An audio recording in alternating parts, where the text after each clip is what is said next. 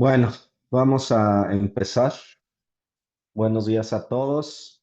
Me presento rápidamente. Soy el doctor Jorge Moreno Palacios. Soy urólogo, trabajo en el Hospital de Especialidades del Centro Médico Nacional Siglo XXI Bernardo Sepúlveda. Aquí funjo como jefe de la división de investigación. Y bueno, pertenezco al CAIC desde pues, su creación. Soy el primer egresado del programa del CAIC, del propedéutico de este diplomado, y luego pues de todo este proceso ya hace algunos ayeres, hace más de 10 años.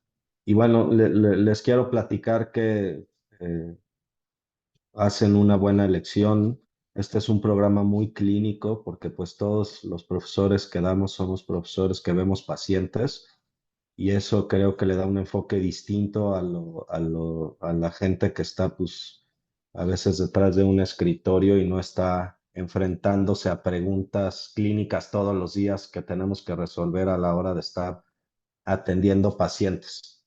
Y bueno, creo que bueno, espero que hayan estado viendo los videos que está subiendo el doctor Andrei todos los días para poder, me refiero todas las semanas, para poder entender un poquito el concepto de la clase.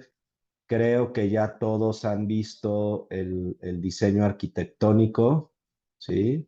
Que este sistema de estado basal, maniobra y desenlace, que para esta clase de sesgos, lo importante es que queremos darles las herramientas para poder distinguir muy bien antes de que suceda en la planeación de su futura investigación, cuáles son los retos, una vez conociendo el modelo que va a responder esa pregunta de investigación que tienen, que sea un protocolo bien justificado, y a la hora de ponerlo en ejecución a través de pequeños pasos sencillos, ¿de acuerdo? Poder entender muy bien en dónde nos podemos equivocar, ¿de acuerdo? Entonces, les voy a compartir rapidísimo nada más esto que es como los highlights de la charla que debieron haber visto para hoy, y que todos estemos hablando el mismo idioma. Siéntanse libres de interrumpir, levantar su manita, aclarar las dudas. El objetivo de estas clases de los jueves es pues, resolver lo que hayan leído, ¿de acuerdo? Y evidentemente lo más importante sería que ustedes ya mostraran en estos esquemas que pueden identificar a priori como un problema, para que no digan a después, híjoles, ¿y qué tal si hubiera incluido tales pacientes y ya no los incluí, pero pues ya sucedió la investigación? ¿De acuerdo? Entonces, recuerden, este es el estado basal, a quiénes voy a incluir, qué les voy a hacer y cómo voy a medir lo que les voy a hacer. ¿De acuerdo? Eso significa de manera gruesa el diseño arquitectónico, y los sesgos que se describieron en el video que vieron, básicamente son estos que están aquí, ¿de acuerdo? Entonces, alguien así al azar que me pueda explicar en qué consiste el sesgo de ensamble inadecuado.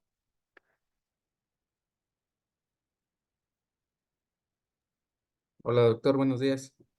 A ver, Juanito. Nada más rapidísimo, como definición Ajá, del el sesgo inadecuado, pues es la población que ajá. no está susceptible a un desenlace una vez aplicada nuestra maniobra.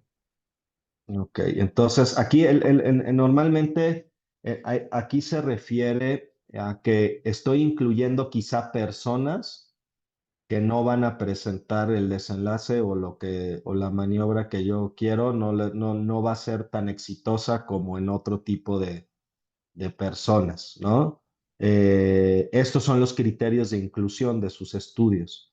Entonces, ¿cuál es la recomendación o el tip aquí? ustedes para plantear su investigación van a hacer un marco teórico y ese marco teórico pues van a buscar en la literatura pues cosas relacionadas a la investigación que ustedes están haciendo, ¿no? Entonces, quizá en el transcurso del tiempo, por ejemplo, incluir ciertas personas con algún padecimiento particular ha cambiado la definición por que ahora a lo mejor hay más herramientas diagnósticas, ¿no? O entonces ustedes deben de tratar de incluir a la población objetivo que ustedes quieren tratar y resolver en esa pregunta de investigación, sin ser muy laxos en los criterios de entrada, pero tampoco muy estrictos, ¿de acuerdo? Y también entender qué es lo que quiero. No es lo mismo, por ejemplo, si voy a evaluar un ejemplo, una prueba de tamizaje, no es de cáncer, no es lo mismo pararme en la puerta del hospital de oncología, ¿sí? Que en la puerta de una unidad de medicina familiar, ¿no? Porque evidentemente la población a la que estoy llegando es totalmente distinta, ¿no? Entonces aquí lo que tienen que pensar es en qué me podría equivocar a la hora de seleccionar a mis pacientes o dónde los voy a buscar, ¿sí? Porque para no alterar la respuesta de mi pregunta de investigación. ¿De acuerdo? Liliana, que vi que levantaste tu manita. ¿A qué se refiere el sesgo de susceptibilidad pronóstica? Pues sería la susceptibilidad que tiene ya predeterminada un sujeto a tener el desenlace, o sea, antes de ya la probabilidad del paciente.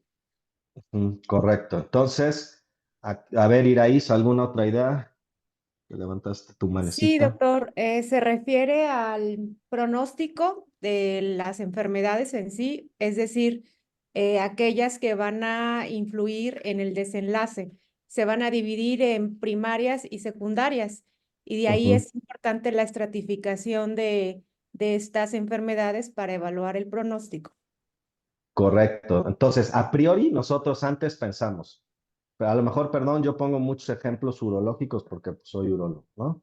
Entonces, lo que se hace es, nosotros sabemos que, por ejemplo, los síntomas del tracto urinario inferior, hay una respuesta distinta entre los pacientes que tienen sobrepeso, obesidad y los que tienen peso normal. Entonces, a priori, si yo voy a aplicar un medicamento para la mejora de estos síntomas, ¿sí? Como mi maniobra, yo los tengo que estratificar porque todos estos tres grupos responden distinto. Esto viene en mi planeación, ¿de acuerdo? Entonces, aquí hay varias estratificaciones típicas, ¿no? Como son las enfermedades, ¿sí? Las enfermedades principales que pueden involucrar algún pronóstico. Tenemos distintas escalas para valorar la funcionalidad de cada paciente, ¿sí? Y entonces yo a priori voy a decir, voy a tomar en cuenta estas ciertas características para ver si la maniobra no se ve afectada por esta condición a priori que tiene el paciente. Pau, perdón que no sepa si es Paulina, Paula, eh, Paula Chacón Valladares a sus órdenes, doctor. Muchas gracias. Paula, perfecto. Buenos días. Yo tengo una Buenos días. duda. No Ajá. sabía por qué entrar ahorita ya antes de avanzar. Ujú, Algo que mencionaba el artículo que tenemos que revisar, la literatura, es que entre mayor sea nuestra población, menor es el riesgo o disminuye el riesgo de sesgos. Entonces, ujú, es una pregunta dividida en dos. La primera es, a veces tenemos estudios en donde hacemos la recolección por conveniencia, no la recolección, el tamaño de la muestra por conveniencia, y otras veces que creo que es lo ideal es que utilicemos alguna fórmula matemática o estadística para que nosotros hagamos el cálculo de nuestra muestra. Entonces, las dos preguntas es, si yo tomo, la primera sería, si yo tomo un tamaño de la muestra por conveniencia, ¿cuál sería el mínimo de pacientes que tendría que tener para disminuir sesgos? Uno. Y la segunda sería, si yo lo hago por fórmula estadística, ¿cuál es el valor de, cómo se llama el de, el bueno, poder y el alfa. Ajá. Sí, Ahorita te explico las dos respuestas. Muy buena pregunta. Mira, aquí gracias. lo más importante, Paula, y es algo en lo que ya de una vez como tip deben de estarse fijando, es cómo voy a medir mi desenlace, ¿de acuerdo? Porque en cómo voy a medir mi desenlace va a depender eh, cómo busco el tamaño muestral, ¿de acuerdo? Te voy a poner un ejemplo. El desenlace, yo quiero bajar de peso, ¿no? Entonces el desenlace puede ser en números absolutos cuántos kilos bajo, pero también puede ser en porcentaje cuántos kilos bajo. O si llevo un paciente de sobrepeso a peso normal, ¿no? O sea, estoy diciendo las tres cosas de distintos modos. Entonces, aquí algo muy importante que ustedes tienen que definir es la definición operacional que ustedes van a usar para medir su desenlace, que es la variable dependiente del estudio. Porque te voy a decir, lo justo desde mi punto de vista es que siempre se haga un cálculo del tamaño muestral con alguna fórmula. Hay una clase específico de eso, pero básicamente lo que ustedes tienen que identificar para hacer un cálculo del tamaño de la muestra es tener bien qué unidades van a medir, si van a ser unidades absolutas, si es que es una variable numérica con una desviación estándar, o si es una proporción de respuesta, ¿de acuerdo? Porque las fórmulas matemáticas normalmente usan esos dos modos, o una proporción, es decir, un número absoluto de que cambia de un punto a otro, o en una variable numérica, si es que esa es tu variable desenlace, que cuánto en puntaje baja con su desviación estándar. ¿En qué me baso esto? No es mi corazonada, ¿no? Sino yo en la literatura veo, ¿no? Este medicamento baja tantos kilos, este medicamento baja tanto porcentaje, o esta maniobra, no digamos medicina. Y el objetivo también de ese marco teórico es que tú vayas tomando varios ejemplos de poblaciones que pudieran ser similares a tu población que tú vas a estudiar, para que de ahí tomes el data que te pide las fórmulas. Aquí les vamos a enseñar a hacer con un programita de manera muy sencilla el cálculo del tamaño de la muestra dependiendo del objetivo de tu investigación, porque eso es lo justo. ¿Por qué? Mira, si tú lo haces por conveniencia, te voy a decir una cosa que te pudiera pasar y caer en sesgo. Yo quiero hacer una encuesta para saber cuántos pacientes obesos hay en mi consulta.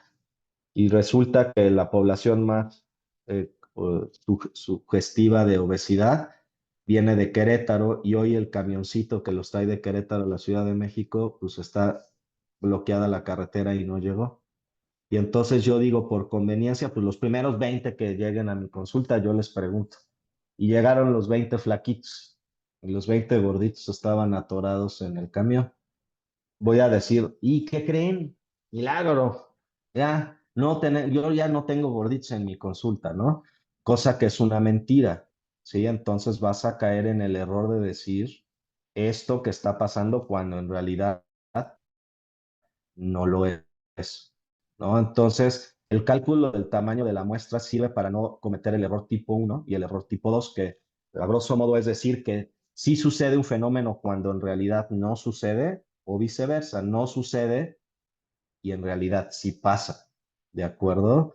Entonces, no, eso te va a quedar clarísimo, Paula, a lo largo del curso cuando tengas eh, tu tamaño muestral. Yo en realidad, pues dependiendo también de la justificación del estudio, pues a lo mejor valdrá la pena en algunos de muestra por conveniencia, pero en realidad yo lo que trato a todos los residentes aquí es orientarlos en cómo hacer un cálculo del tamaño de la muestra, porque eso es lo que es científicamente justo y prácticamente para todos se puede, ¿no? Decir por conveniencia es, tengo flojera de hacer y son los primeros que vengan, desde mi punto de vista. ¿Sí? Y el Súper. valor de Ajá. confianza que Ok. tendríamos que tener mínimo. Mira, normalmente la fórmula te va a pedir una cosa que se llama el poder, o power en inglés, y ese es el 80%, ¿sí? Y te va a pedir el alfa, ¿sí? Que tiene que ser 95, o sea, 0.05%, ¿sí? Que involucra que con 95% de seguridad vas a decir que lo que es. ¿De acuerdo? Ya vamos a desarrollar la formulita en esa clase y te va a quedar claricisísimo esto. ¿De Gracias, acuerdo? doctor. Sí, muchas gracias. Súper. Bueno, entonces, vamos a la maniobra rápido para ver algunos ejemplos. El sesgo de ejecución significa, ¿alguien?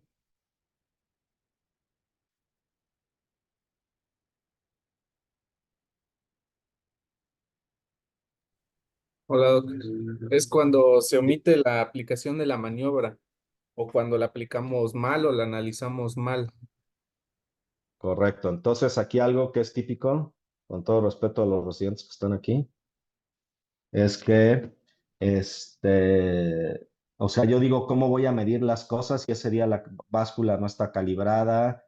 O voy a tomar los datos del expediente clínico de peso, talla, índice de masa corporal, y todos son inventados por la persona que hizo la nota ese día, ¿no? Todos tienen 120, 60, 80, 20 y 36. Es así como ya el caballito de batalla de todo, ¿no? Entonces, si yo no especifico muy bien cómo voy a hacer la maniobra, sí, aquí se los digo, por ejemplo, pues en todos los hospitales hay 3 turnos. Si ustedes quieren medir cierta cambio por horario y les dejan las hojitas a sus compañeros de los distintos turnos, tienen que tener algún método de verificación de que lo que están llenando lo están llenando de manera correcta, ¿no? Porque a lo mejor por salir del paso, pues ponen ahí un número, una palabra que no es. Entonces hay que tener claro.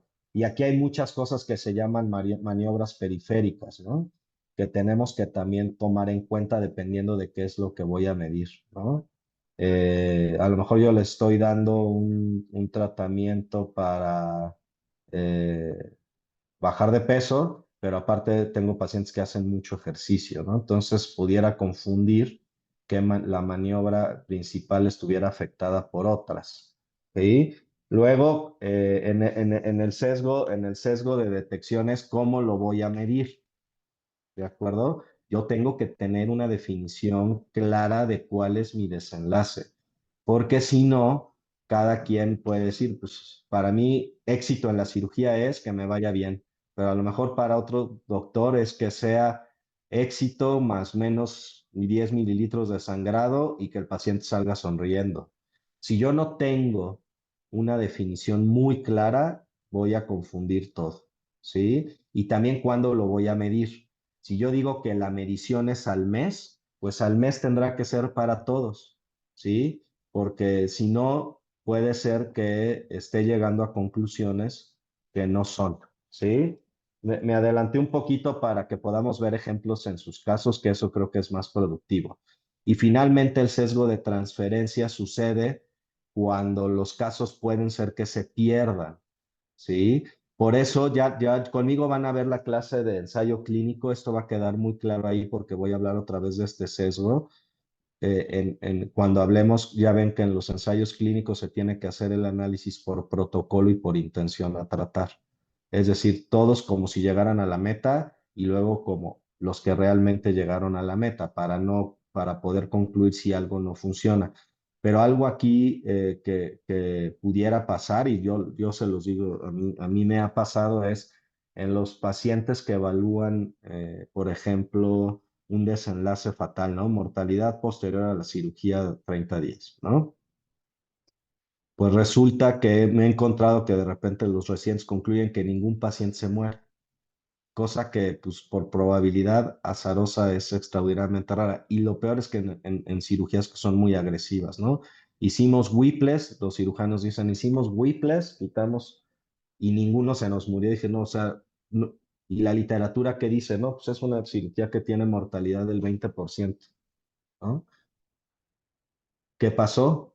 Bueno, pues a priori ellos no sabían y esto sucede, no sé si sucede en todos los hospitales, pero en el mío sí, que los pacientes que mueren, su expediente clínico no se va al archivo clínico común, sino hay un estante específico donde guardan los pacientes que fallecen por si hubiera algún tipo de problema médico legal y esos los mantienen apartados. Entonces la gente nunca se daba cuenta de que existía este pedacito extra del archivo y pues no valoraba los más importantes, ¿sí? Pues hay que tener en cuenta este tipo de detalles. Y sin más, bueno, pues se propusieron, algunas personas me contactaron de manera directa a mi WhatsApp, entre ellos la doctora Martínez, que aquí ya la veo lista. El objetivo, Liliana, es que me platiques un poquito o a todos para que todos podamos opinar en qué consiste el nombre de tu protocolo, dónde estás para entender el escenario donde se va a llevar a cabo el estudio, identificar posibles sesgos ahí también y darte retroalimentación. Mi opinión es, aviéntense al ruedo.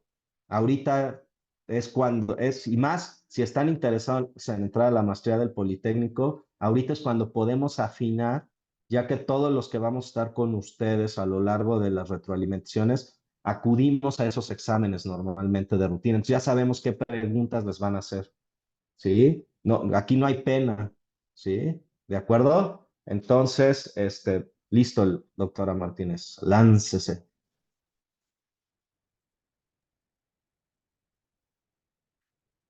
Listo.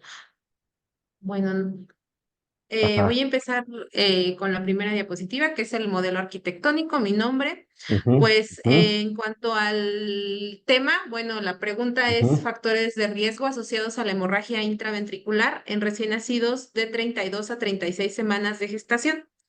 Yo soy neonatóloga pediatra, trabajo Ujú, aquí en La Raza, en la UMAE, la Gineco 3. Entonces, pues nuestra ok, población es muy perfecto. amplia en prematuros.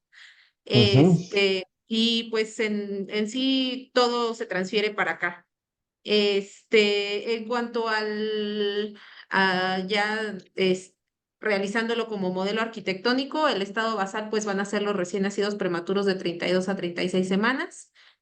La maniobra pues van a ser los factores de riesgo de la hemorragia intraventricular, pues diagnosticada por el ultrasonido transfontanelar. Y pues el desenlace vamos a ver la hemorragia intraventricular y pues vamos, lo que yo pienso es como comparación de los factores de riesgo. Este tema nace de la cuestión de que a nivel mundial en sí no hay una estandarización del screening de los recién nacidos pretérminos moderados y tardíos. Nadie tiene duda de que todos tienen riesgo y de que los prematuros muy pequeños o de muy bajo peso al nacer, pues van a tener mucho riesgo y se les tiene que hacer screening. De hecho, tienen al primer día, tercer día, séptimo día, a las 26, 28 semanas o al alta. Pero en cuanto a los prematuros moderados y tardíos, no hay ni siquiera estudios. Estuve buscando la literatura y siempre fue un tema de confusión aquí porque nuestra población es muy, muy grande. Entonces, quienes hacemos los ultrasonidos, pues no somos tanta gente, o sea, hay muchas personas que no tienen el curso ni el adiestramiento, entonces algunos de estos bebés se quedan sin estudio, incluso hablando de bebés de 33 semanas, 34 semanas, entonces, bien, ya yéndonos a las asociaciones, la canadiense pues dice que los menores de 32 semanas, es, de Estados Unidos dicen que menores de 34 y así varios, no sé. De hecho, cada hospital, por ejemplo, el IMPER tiene su valoración y lo dejan como todos los menores de 32 semanas, a los demás no. Entonces, aquí, como es un UMAE, pues sí quiero hacer un estudio donde yo demuestre, bueno, donde se vea cuáles tienen más posibilidad, cuáles sí o sí deberían de entrar y con qué factores de riesgo sí o sí deberían de entrar, aunque a lo mejor rebasaran una semana más.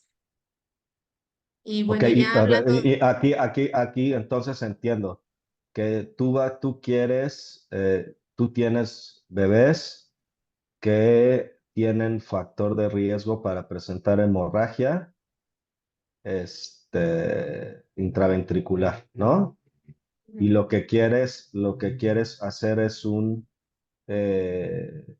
ultrasonido, que supongo que es transfontanelar, para ver quién sí tiene y quién no tiene, ¿no? ¿Estoy en Sí, lo correcto? y ¿Así esto va a es? ser pues en la población que está o sea, que está en el limbo, ¿no? Porque la que es menor de 32 semanas, todas las asociaciones, todas las guías de práctica clínica, todos consensan que se debe de hacer. Ok, entonces tú dices, no sabemos en esta población limbo, por eso lo quieres hacer, quién sí puede tener hemorragia y quién no, y tú quieres detectar de esos que sí tuvieron, qué factores de riesgo tuvieron para que ya cuando llegue un niño de 36 semanas y venga con nariz chata y pelo largo, ese va a Ajá. tener probablemente hemorragia, hazle el ultrasonido, ¿no? ¿Eso es lo que quieres Exactamente. hacer? Eso. Ok, entonces, perfecto. Vamos a ver qué posibles sesgos tú solita descubriste. Bueno, en cuanto al ensamble inadecuado, pues sabemos que ya lo que se describe en la literatura es que la matriz germinal, algunos dicen que desde las 34, 35, otros que las 36 ya no va a sangrar, entonces, pues los pacientes de 36 semanas van a ser poco susceptibles a hemorragia intraventricular. Ahí a lo mejor metiendo a estos bebés, pues yo ya estoy metiendo pacientes que tienen poca susceptibilidad de tener el desenlace. O sea, tú Pero en realidad ahí tendrías que meter a todos los que están en el limbo, porque unos sí, van a tener unos van a tener y otros no. ¿De acuerdo? Para que tú exactamente. puedas saber cuáles son factores de riesgo. Ujú. ¿De acuerdo? Ok. Y luego, Pues, eh, ¿cómo valdría la pena estratificarlos en el estado basal? O sea, ¿hay alguna escala basada en peso, basada en... digo, no sé, a lo mejor estoy diciendo tonterías, ¿eh? están Recuerden que... moderados, que son Ajá. de 32 a 34, y tardíos, que son de 34 a 36.6. O sea, tú quieres involucrar a todos, ¿no? O sea, entre Ajá, 32 y todos. 36, todos pasan, ¿no? Pero a lo que me refiero es, ¿vale la pena estratificarlos por peso, por sexo, Sí, por estado funcional al nacer, por, no sé, cosas que son a priori problemas? sí, de hecho lo más descrito es por peso. Ujú.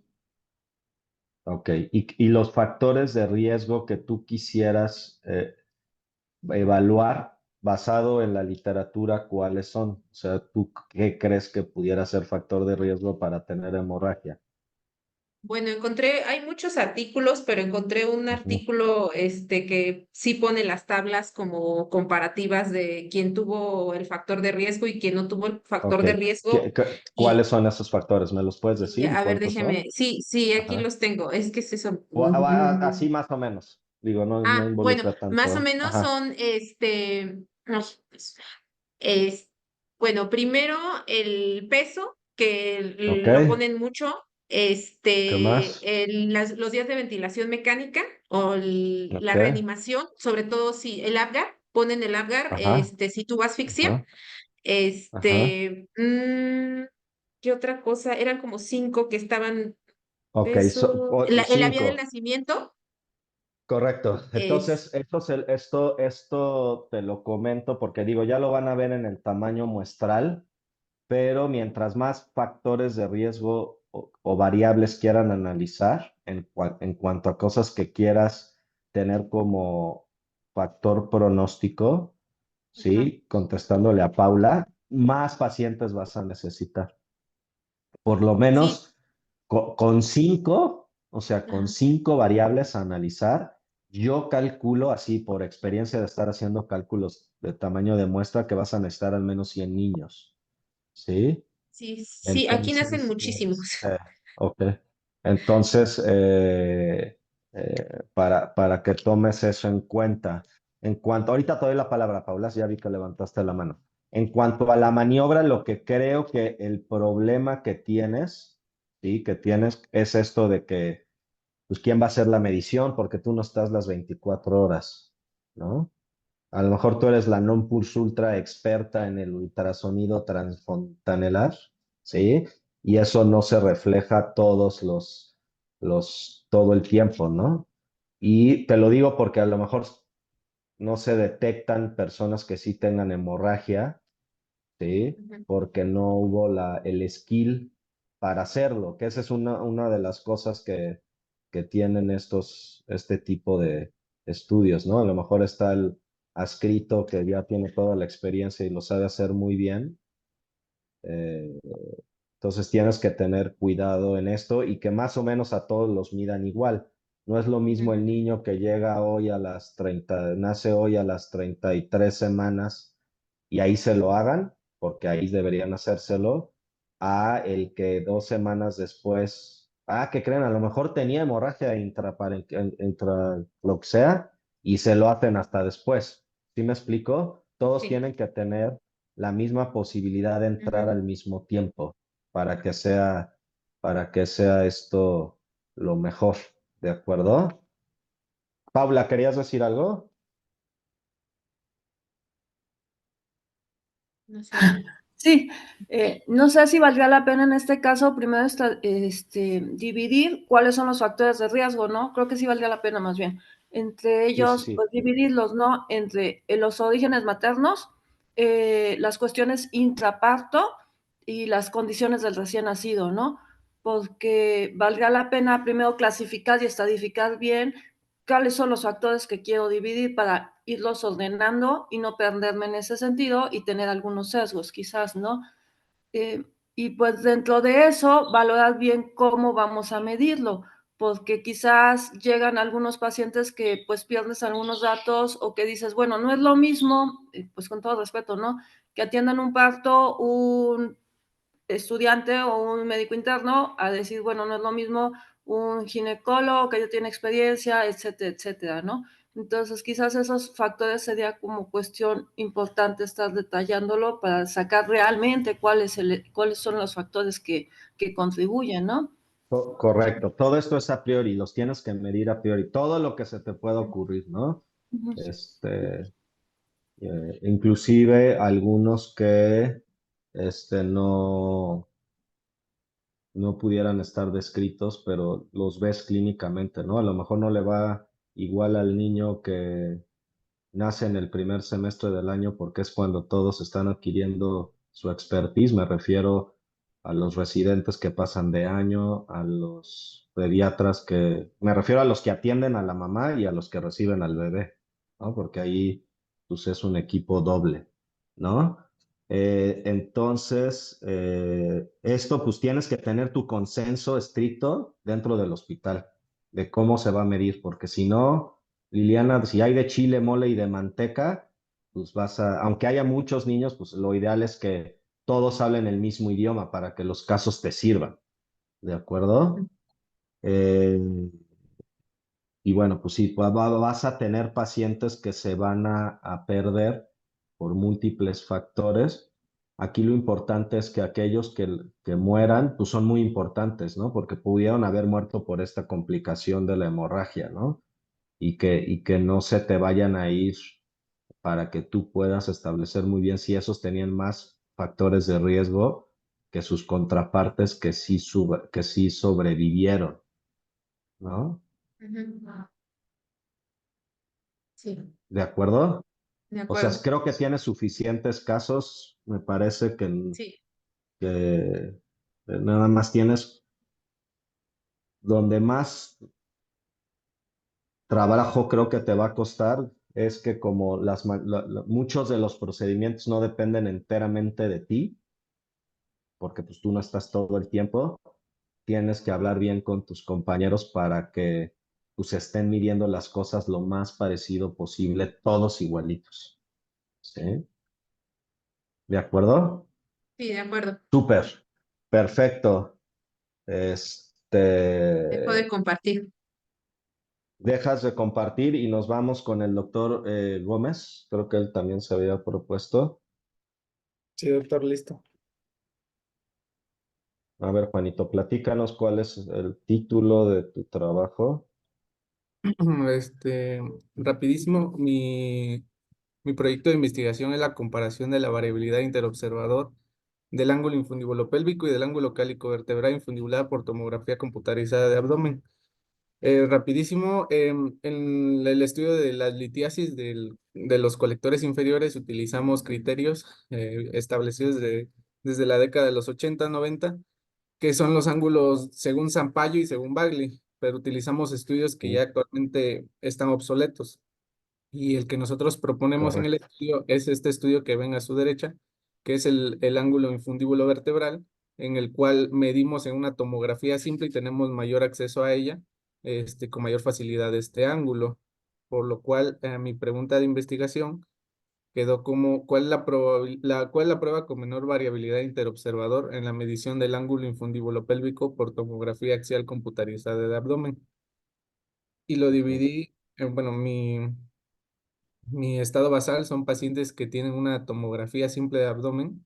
En este caso utilicé la base de datos de nuestra población en el IMSS y los posibles. Espérate. Sí. Tienes que tener no nada más una tomografía simple, sino tienes que tener las reconstrucciones de la tomografía simple, porque un criterio de inclusión que tenga tomografía sin,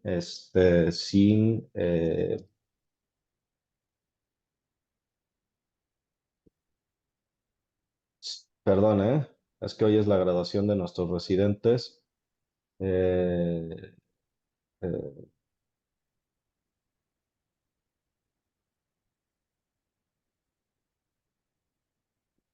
y estamos aquí con problemas de que no puede entrar la madre. Entonces, perdónenme. Entonces tú necesitas las reconstrucciones, ¿de acuerdo? Ponles un poco de contexto a todos. Acuérdense que aquí, pues cada quien va a hablar de su especialidad, como si todos los demás fuéramos expertos, pero pues todos hablamos lenguaje, aunque somos médicos, lenguajes distintos.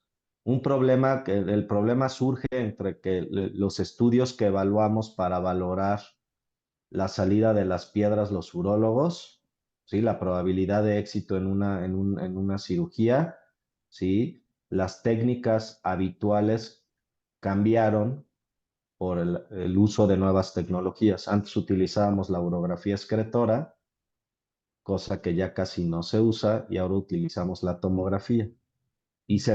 Y no hay estudios que digan, eh, o pocos estudios, que valoren la tomografía como se usaba antes la urografía.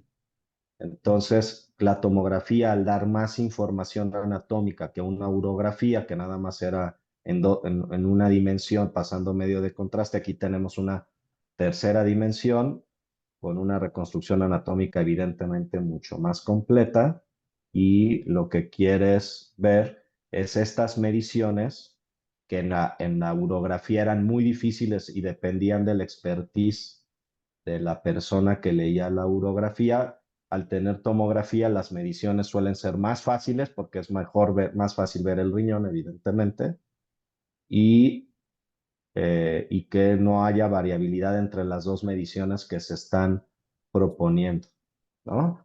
Sí, Entonces, ¿estoy en lo correcto ahora sí, Juan, para ponerles es contexto a correcto. los demás? Ok, Sí, entonces, en el estado basal, ¿qué problema pudiera haber? bueno, yo creo que en el ensamble inadecuado de pacientes puse como probables sesgos utilizar tomografías de población que pues, no está susceptible, como en niños, que la incidencia de Ok, delitos es bueno, menor.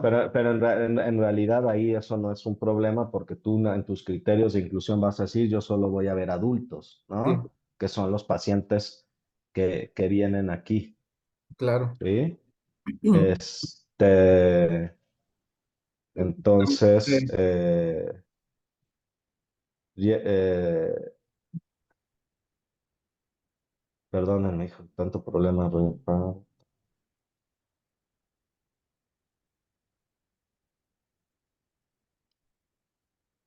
Aquí lo que tú tienes que tener a priori es, evidentemente, la paciente que no tiene tomografía, pues no sirve no sirve para el protocolo.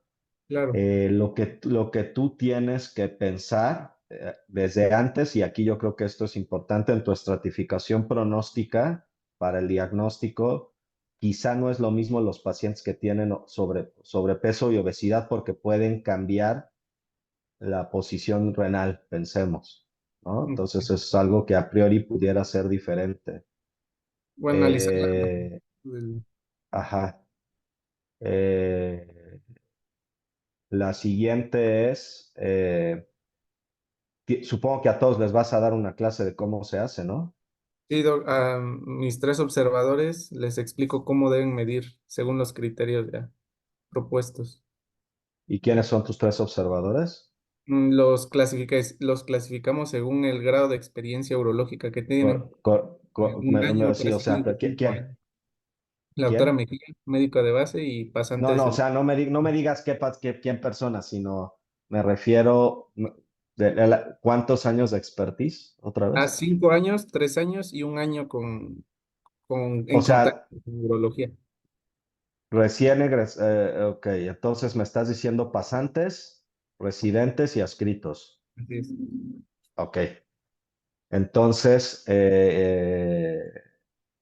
yo creo, bueno, no sé, yo creo que debería ser, mi opinión personal, un residente del año más bajo, el residente para que acaba la formación y Sí, alguien que ya está trabajando, porque así, este, y a lo mejor dejar al estudiante que todavía pues, sus skillfuls no son tan buenos, aparte, ok. pero bueno, eso es una recomendación personal. Aquí para el cálculo del tamaño de la muestra, tú tienes que ver cuál pudiera ser teóricamente la diferencia. Aquí la lógica es, si mientras más experiencia, es el que mejor Por le medición, atinará, claro. pero a veces no nos encontramos con esa noticia, pero bueno.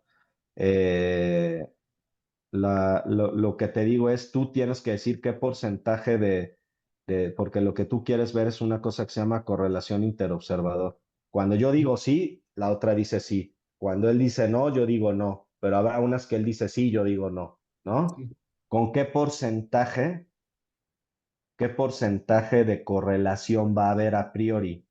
Eso, pues, seguramente pues, hay literatura por ahí escrita. Te lo digo porque con ese porcentaje se hace el cálculo del tamaño muestral, que ha ok. estado aquí en boga. Y eso sirve, bueno, pues ya por todo lo que hemos discutido.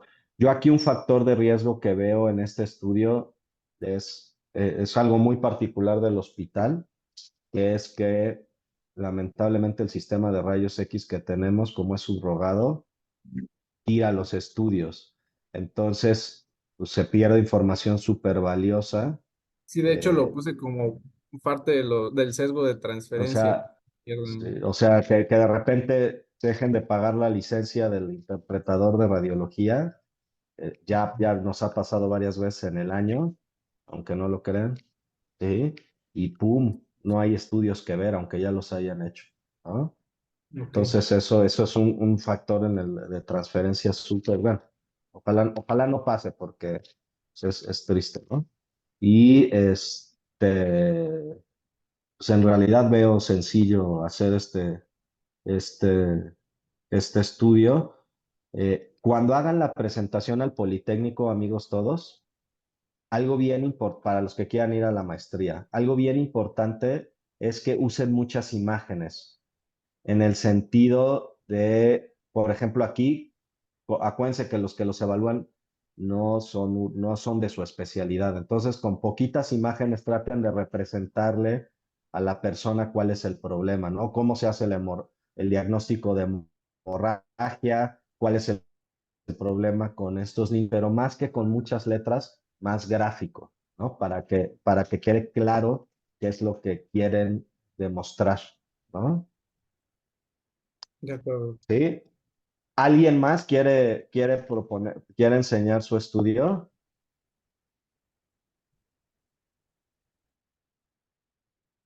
Nadie, no lo puedo creer. Láncense al ruedo. A ver cuántas personas hay. ¿Alguien levantó la manito por aquí? Judith, doctora Judith Hernández. Si no lo tienen preparado así, por lo menos algo platicado, Buenos días. tenemos 15 minutitos. Ujú.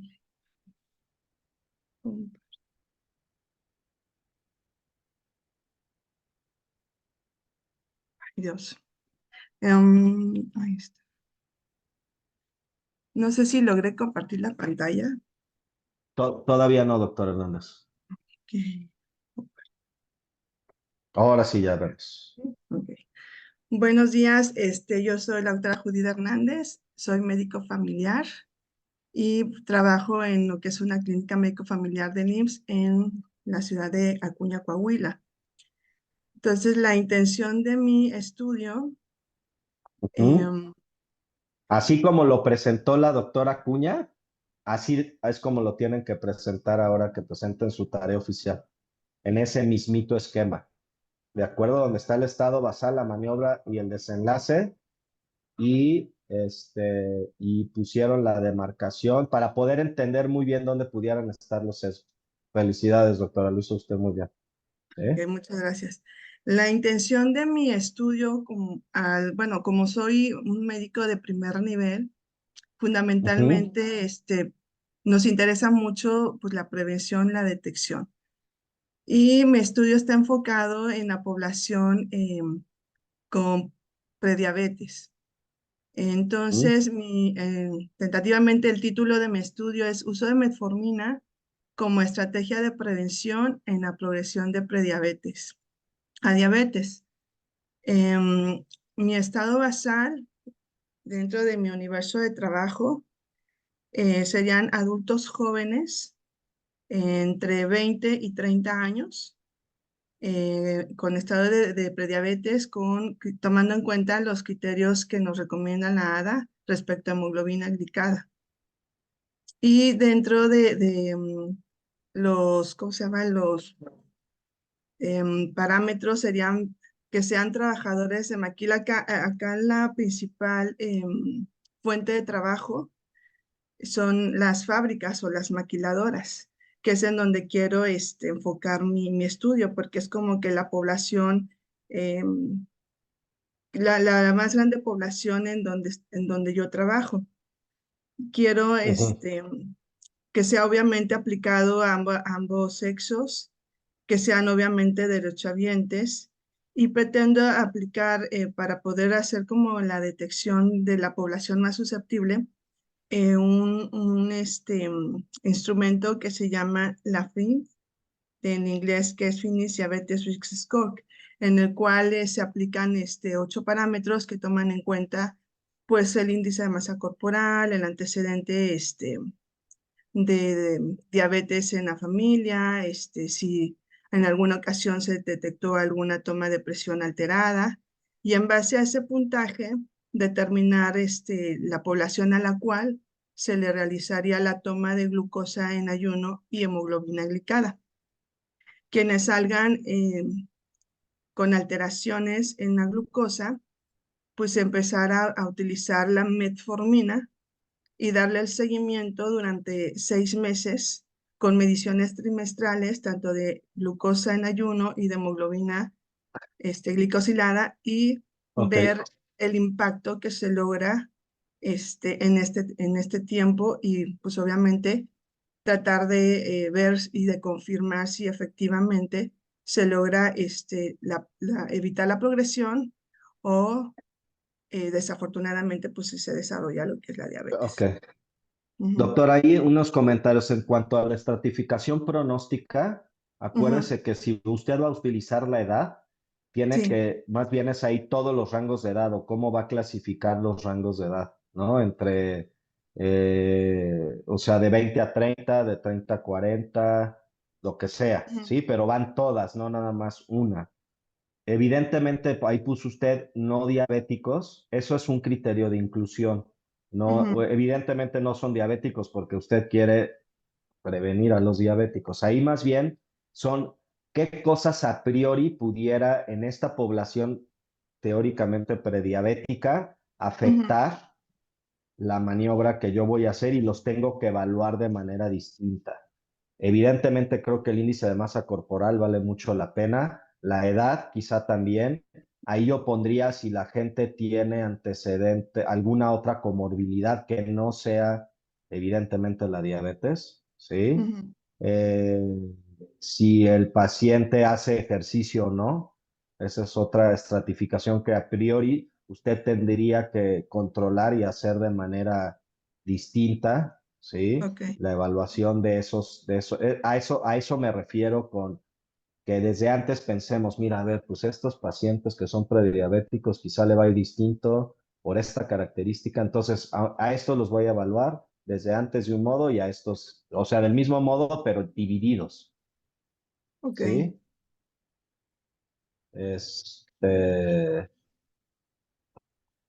Entonces,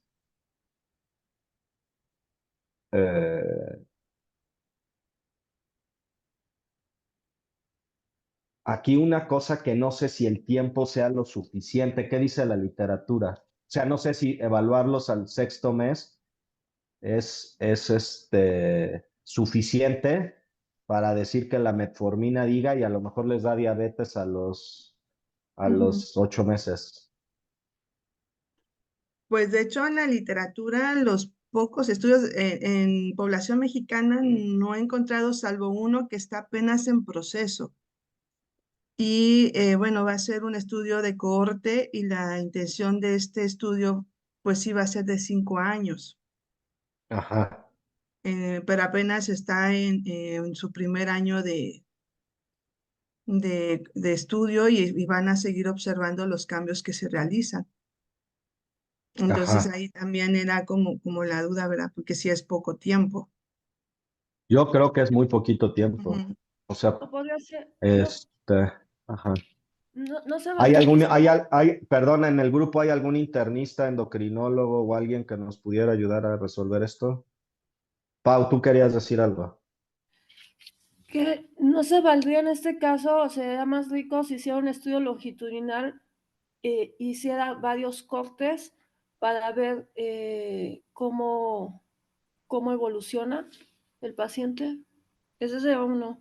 Y la otra que me llamó la atención sería que menciona de la metformina, una tableta cada 24 horas de 875 miligramos, pero no es lo mismo en cuanto, ¿cómo decirlo? No es lo mismo sobrepeso que obesidad y dependiendo del grado de la obesidad, ¿no? Entonces la dosis quizás en una obesidad mórbida o un índice de masa corporal mayor de 30, pues sería quizás insuficiente al lado de un paciente que tenga sobrepeso nada más, ¿no? Que tenga un índice de masa corporal de 25. Y bueno, creo que tendrían que ajustar ese criterio, ¿no? No sé. Sí, aquí el detalle, sí pueden hacer varias mediciones. Acuérdense que un detalle técnico de las cortes longitudinales, o sea, de las cortes que yo sigo a largo plazo, digo, una ventaja de los derechohabientes es que, pues, mientras no pierdan el seguro social, la probabilidad de que vayan a sus consultas es alta, ¿no? Si Ujú. se comprometen con un estudio, ¿no? Y más en esto que, pues, evidentemente les estás diciendo, oye, puedo ayudarte a que esto no pase a más, ¿no? Pero seguirlos larguísimo tiempo también hace las cosas medio inoperantes, Ujú. porque si es una enfermedad que se va a presentar en 10 años, pues no tiene sentido. ¿Usted se va a jubilar antes, doctora? O la cambian de UMF, digo, no sé, las variables son muchas, ¿no? Entonces yo lo que le sugiero es acudir con un experto en esto Ujú. para ver si cuánto sería el tiempo justo de seguimiento, aunque haga varios cortes y que se gradúe en la maestría, pensando en una maestría, se gradúa con el corte al año o a los 2 años, pero a lo mejor hay que seguir los 3 o 5, Ujú. ¿sí? Ok. Ibas a decir algo más, Paulina. Digo, Paula. No sé, creo que Sí, un Paula. error también o un sesgo podría ser, y pues es éticamente, que no puedes dejar a un paciente sin que haga ejercicio y sin que haga dieta, ¿no? Sobre todo cuando No, detectas la no, prediabetes y cuando en tienes realidad, sobrepeso. correcto. Y aquí lo que la doctora hace, sí, eso estoy de acuerdo. Y aquí tú no le sugieres. O sea, ella tiene controlados a los que hacen ejercicio de manera por su vida, por su voluntad propia. O sea, no Ajá. les sugiere. Usted no vaya a hacer ejercicio, no. Mejor sabemos a priori quién hace ejercicio y quién no. A ver si les va distinto. Entonces ¿No? podría ser Y a un lo estudio mejor como lo puede medir en distintos momentos, porque las conductas clínicas, digo, las conductas personales higiénicas pueden cambiar, ¿no? y no O sea, aquí necesariamente tendría que ser. eso es bien importante en las cortes. Las Ajá. cortes exactamente sirven para eso. Si yo no le puedo decir a un paciente que fume o que no fume, eso es, evidentemente no, eso es nazi, ¿no? Pero sí puedo decir, bueno, hay gente que por su decisión propia fuma. Entonces yo los voy a seguir y a ver qué pasa con esos, ¿no? Yo les dije la recomendación médica, pues fumar es causa de cáncer, usted lo sabe, no es bueno, pero si usted quiere participar, vamos a ver qué pasa con usted a largo plazo porque tiene esta conducta de riesgo, ¿no? Eso sí puede pasar, ¿de acuerdo? Y se tendrá que Ok. aclarar, doctor, porque, o hacer una comparación, porque si no estaremos atribuyendo quizás a la metformina algo que no es de ella en sí, Por podría eso, ser, ¿no? Que puede ser el correcto, ejercicio y la dieta, ¿no? correcto, en la estratificación pronóstica hay que ponerlo. A Ajá. priori, yo voy a medir de diferente a los pacientes que hacen ejercicio y no, ¿sí? Porque es una maniobra periférica que puede alterar mi estudio, pero yo a priori ya lo estoy poniendo en el protocolo. ¿Sí me explico? Este grupo otario se va a manejar distinto. Los que hagan o tengan trabajos extenuados, digo, no sé, ahí tú pones tanto como tú quieras controlar, ¿no? Ok, ¿De acuerdo? sí. Súper. Bueno, pues ¿alguien tiene algún otro comentario? Aquí el chiste es, a priori, ir planeando qué pudiera pasar, ¿no? Esa es como la clave de evitar los sesgos. Y no decir, ya toro pasado, ¿y qué tal si les hubiera preguntado si hacían ejercicio o no? ¿No? Pues eso ya no tiene tanto sentido, ¿sí? ¿Y qué tal si hubiera evaluado distinto a los residentes que empiezan a hacer ultrasonido transfontanelar contra los que ya son contra mí, que soy la experta, ¿no? No, tú desde el anterior dices, hijo, bueno, pues a lo mejor en la guardia, doctor, lo va a hacer el residente porque no hay otra opción, él es el que se queda cuidando a los babies. Pero yo voy a llegar a las 8 de la mañana a confirmar el diagnóstico, ¿no? Ese tipo de cosas en la planeación tú ya las estás presupuestando para que no te suceda, ¿sí? Ok. Perfecto. Bueno, esta clase se va a quedar grabada para los que presentaron, oigan todas las retroalimentaciones. Nos reencontramos pronto cuando veamos ensayo clínico. Traten de siempre ver los videitos, ¿de acuerdo? Ahí ya tienen mi WhatsApp personal, a muchos ahí luego les podemos dar. Yo te sugiero, doctora Liliana, el doctor Ofo es neonatólogo pediatra igual que tú, que eventualmente si tienes alguna duda muy técnica, creo que él es te hablarías exactamente en el mismo idioma, ¿sí? Y bueno, pues les agradezco su atención y nos vemos en el futuro próximo, ¿de acuerdo? Muchas Gracias. gracias, sí. Cuídense mucho, que